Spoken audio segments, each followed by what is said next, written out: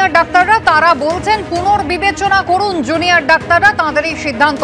তবে কালকে দীর্ঘ 8 ঘন্টা জুড়ে বৈঠক হয় এবং তারপরে আজ থেকে পূর্ণ কর্মবিরতিতে যাচ্ছেন জুনিয়র ডাক্তাররা। সেই সিদ্ধান্তের কথা তারা জানিয়েছেন।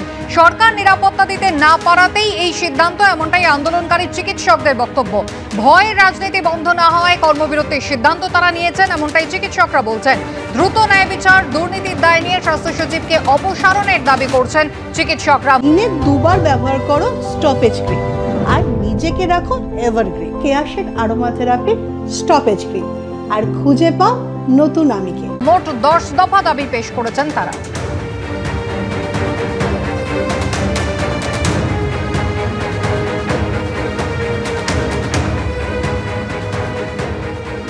আমরা পুরোপুরি কাজে ফিরিনি, এটা যেমন সত্যি, কিন্তু এসেন্সিয়াল সার্ভিসের পার্টের মধ্যে একটা রোগীর যদি ওটি করা হয় তাহলে সেই পেশেন্টটাকে ফলো আপ করা, এটা আমরা করছি।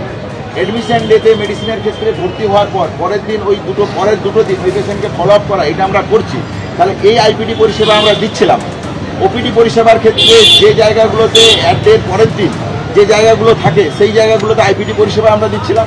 নন এসেন্সিয়াল সাবজেক্ট যেগুলো ছিল সেই সাবজেক্টগুলো থেকে যে জায়গাগুলোতে এসেন্সিয়াল পরিষেবা নেই, যে সাবজেক্টগুলো, তারা ওপিডি পরিষেবা দিচ্ছিল। আমাদের সিনিয়র চিকিৎসকরা ওপিডি পরিষেবা দিচ্ছিলেন। তাহলে এই ছিল টোটাল পরিষেবার জায়গা। এই 12 দিন পরেও রাজ্য প্রশাসনের দিক থেকে যে ডাইরেক্টিভ চিফ সেক্রেটারির কাছে আমরা গিয়েছিলাম, সেই নিয়ে বাস্তবায়িত কোনো রূপ, ভিজিবল স্টেপ, আমরা তো বলছি না যে আপনি রুম তৈরি করুন, সব শেষ হয়ে যাবে তারপর আমরা কাজে ফিরব। তাহলে আমরা একটা সদর্থক ভূমিকা দেখতে পেরেছিলাম। মহামান্য সুপ্রিম কোর্টও সেখানে বলেছে তো যে কেন 26% এখনো কাজ হচ্ছে। তারা কেন জানালো না যে হেল্পলাইন নাম্বার কি হবে, তারা কেন জানালো না বেড স্ট্যাটাস কি হবে, তারা কেন জানালো না প্যানিক বাটন নিয়ে তাদের কি বক্তব্য, তারা কেন জানালো না অনকল রুম নিয়ে তাদের কি বক্তব্য। তাহলে কলেজগুলোতে এবং থ্রেড কালচার নিয়ে স্টেট ইনকোয়ারি কমিটি কেন তৈরি করতে পারছে না? তাহলে কি তারা মনে করে, এবং মাননীয় মুখ্যমন্ত্রী তো একটা জায়গায় বলছেন যে থ্রেড কালচার এই কথাটার সাথে তিনি নাকি সহমতই নন।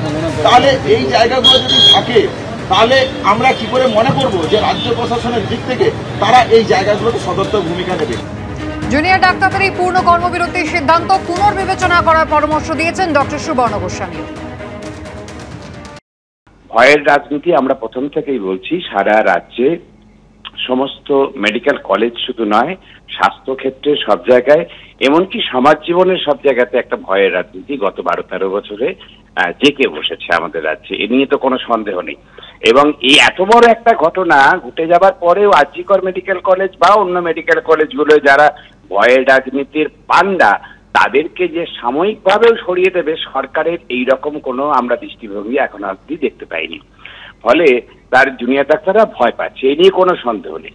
কিন্তু আবার তারপরেও বলবো যে এই পুজোর মুখে কর্মবিরতি জুনিয়র ডাক্তারদের, সেটা হচ্ছে যে সিনিয়র ডাক্তাররা এবং অন্যান্য মানুষ, সমাজের অন্য অংশের মানুষ, তারা কি চোখে দেখছেন সেটা দেখে জুনিয়র ডাক্তারদের উচিত হবে পুনর্মূল্যায়ন করা, ওদের সিদ্ধান্তটাকে পুনর্বিবেচনা করা। যে আন্দোলনের নানা রকমের আঙ্গিক আছে, সেই আঙ্গিকগুলোকে করা যায় কি, ব্যবহার করা যায় কিনা কর্মবিরতির বদলে, সেইগুলোকে এক্সপ্লোর করা, সেটা আমি জুনিয়রদের পরামর্শ দেব।